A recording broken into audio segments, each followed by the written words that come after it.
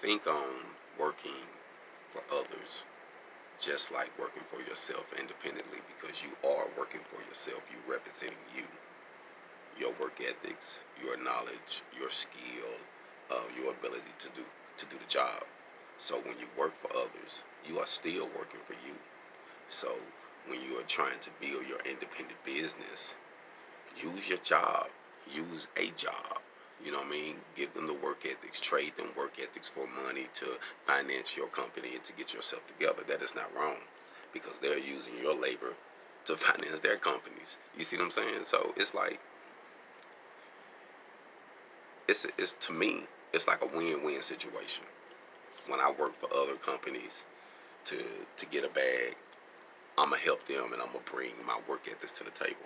Now, many don't like that. Many want you to come on to the team and they want you to pretty much dedicate that you're gonna be with them for a lifetime. You know what I mean? But they can fire you without giving you a 2 weeks notice. But they'll tell you it's not proper if you don't give them a 2 weeks notice. Come on, man. The game is a trip, but if you allow yourself to get caught up in this trickery, man, it'll take advantage of you. I'm just gonna be honest with you. And this is just for whoever needs to hear this.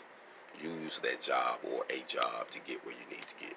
You know what I mean? If you can bounce around, that's fine. You know what I mean? Do whatever you got to do.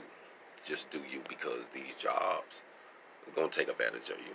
You know what I mean? They'll work you till they break your back. You know what I'm saying? They don't care. They trying to get to a level. You trying to get to a level. So working for them is working for you independently. Hold on.